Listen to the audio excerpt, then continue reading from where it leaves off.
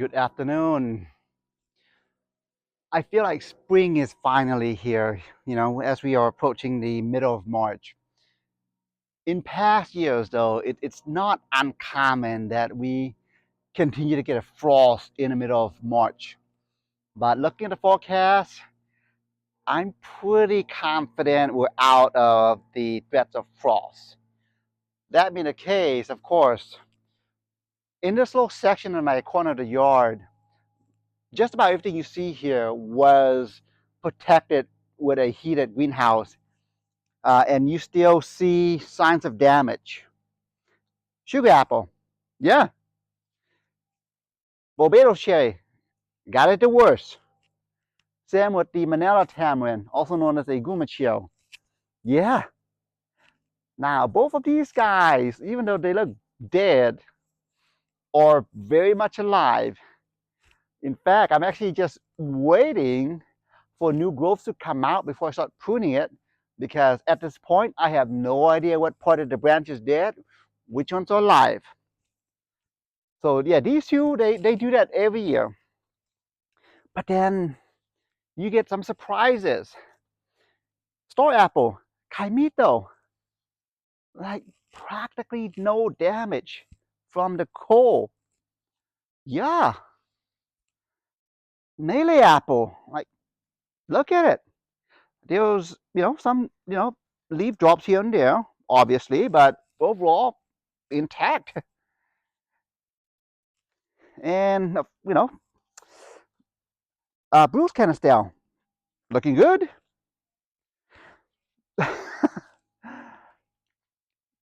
Green variety wax jambu.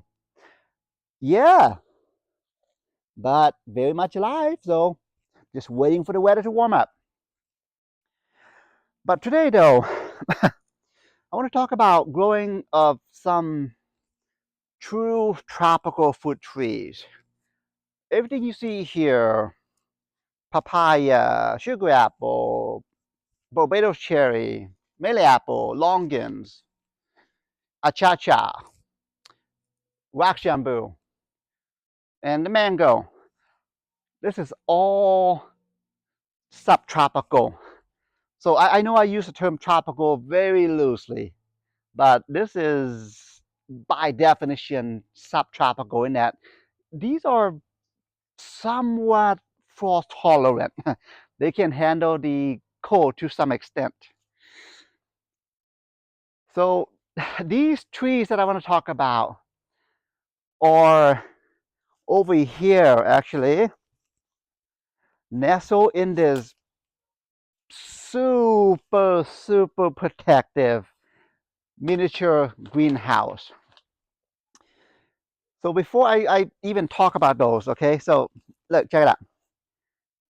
Kaiman and lychee.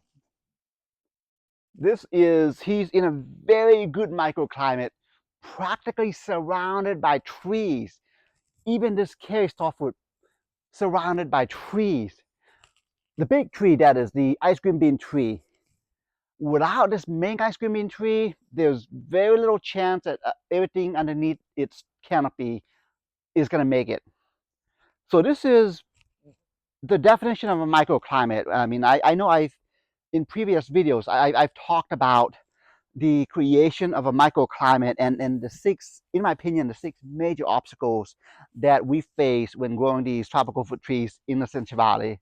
We're talking the frost protection, summer protection, the clay soil, the highly alkaline clay soil, the wind protection, lack of humidity, and lack of pollinators. Those are the six major obstacles that, if you're able to address those, most of these will grow without any difficulties, with maybe minimal damage. But these three seedlings that I wanted to show you require more than the six protections. They require, I would like to say, maybe eight levels of protection. So in addition to those six, the seven I'm going to say is consistency. the tolerances of these truly, truly tropical fruit trees are very minimal. Swing to the left too much, they die. Swing to the right too much, they die. And the egg protection, which is maybe a bit out of your control, but I'm going to call it luck. You need some luck. That's the best way to say it. So this is what I've got in order to hopefully mitigate some of those negative factors that are hitting our the tropical fruit trees. Let me show you actually. So first of all, you ready? Look at that. That is a purple mangosteen grown from seed. Well, actually, all of these are grown from seed. The tropical fruit trees that I'm talking about. Yeah. Um, the thing with the purple mangosteen, okay, insanely hard to germinate from seed, and unfortunately for us in the Central Valley, that's probably going to be your best method of obtaining a seedling or a tree, is just germinating it from seed. The problem with the fresh mangosteen fruits, if you're lucky enough to find one in the store, is the fact that when imported to US Customs during the irrigation process, it basically kills off the seed, makes them not viable. So, I mean, I've tried hundreds and hundreds of those, but luckily I'm able to germinate one or two. And that guy is been in the ground a year. That's what you're looking at. Yeah, slow growing. So purple mangosteen. The other one is on the opposite spectrum when it comes to being able to grow from seed. That guy right there. Rambutans. Crazy easy to germinate from seed, okay? The downside, even though it's easy to grow from seed, keeping them alive is going to be the hard part. I mean, right now you're talking, I mean, in the comparison to a human age, I mean, that is literally just a baby, like a newborn, although he's been in the ground a year, or actually there's a few of them, so there's several siblings in there, I guess. But yeah, those guys require a high level of humidity. So again, the good thing is if it dies, you know what? They are easy to germinate from seed, from a fresh fruit, that is. Now, the last seedling. You ready? That guy. The durian. World's stinkiest fruit. He's also in the ground a year. But yeah, just like the rambutan, incredibly easy to grow from seed from a fresh fruit. The problem you're going to run into, okay, is the fruits are going to be pricey. A fresh durian in the Central Valley, if you are lucky enough to get one, you're talking, I say, last I checked, $15 per pound. So on average, when I buy these fresh fruits, which are likely shipped from somewhere in Vietnam or Thailand, like maybe a few days before, I mean, these have to be shipped fresh. Uh, each fruit generally costs me a good $80 to $90, depending on the size. But yeah, that's going to be the problem, is they're not cheap. So as you can see here, my setup, okay, small little greenhouse with a heater that I've got set up, kicks on anytime the temperature drops below, I've got it heated up to 60 degrees now. So that's really bare minimum. I mean, yeah. Now, luckily, the setup I've got here, the spaces. I mean, this greenhouse is fairly small, so it doesn't really take that much to heat up the whole area.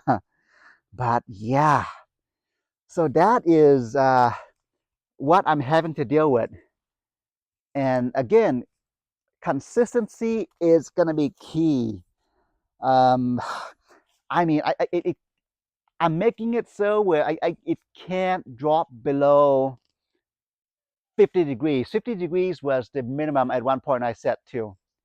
And from what I'm told, from what I've gathered, that is, they don't like the temperature to be too hot. So in the summer days where we get 100, 110, 115, I'm going to have to find a way to increase the humidity. In fact, actually, let me show you just my setup one more time. See these sprinklers? Yeah. So yeah, I mean, that's my watering system. I'm going to, uh, as the water kicks on, it sprays, jets of water, almost like a mist. And of course, being that it's near the proximity of the seedlings there, and because it's underneath the canopy of the Inga here, the ice cream bean tree, surrounded by all sides with trees. Therefore, as these guys evaporate, as they transpire, it increases the humidity down here. So that's what I'm resorting to. Is the reason why I got them smack right in the middle is thanks to the other nearby trees hoping and helping them out. So I mean, if I see that they're struggling, I'll have to identify the issue and then take actions to rectify them. But yeah, that's what is growing here. I'm using the word growing in a very loose term. I realize these are seedlings. It's only been in ground. They've only been in ground a year. I've got 5 to maybe 10 more years to go before these guys are mature enough to handle our climate. Um, now, in preparation, this may be the dreamer side of me that is talking here, but wouldn't it be cool though? You ready? In preparation, okay? Look at that. Imagine when I have this flag in my front yard, maybe a decade from here. That'd be awesome. But yeah, I mean, these trees, the fruits produce, it's very rare that you're able to try a fresh fruit. I mean, your nearest location is probably going to be southern Florida, uh, Hawaii, maybe Southern California. We're talking San Diego. But with the right attitude, I mean, and some luck. I mean, mine seems to be handling the winter fairly well to date. I mean, who knows? I mean, next year we might get an extreme frost, and I might have to put in 2 heaters with redundant power supplies just in the event one of my breaker flips, and then I've got the other heaters as a backup. But those are the extremes that I thought about if I want to grow them here. So when I was in Southeast Asia a few years back, in the capital of Vientiane, Laos, the locals told me actually, which I found to be interesting, but the locals told me that they can't grow durians in Vientiane, and that's because it actually gets cold there in the wintertime. Now, their definition of cold is like maybe 55 degrees. it is cold to you and I, and to durians, evidently. But as I traverse the countrysides towards southern Laos, toward Paksi region, these guys thrive there, like in the countryside. Granted, it's consistently 70 degrees and 100 degrees over there in that region of Laos. But yeah, for us here in the Central Valley and light climate, which probably would consist of like 99% of the United States, yeah, this is what I'm resorting to if I want them to grow. So stay tuned. I mean, I can't wait to show you the video that I would do in the next 10 years. So, all right, have a good afternoon.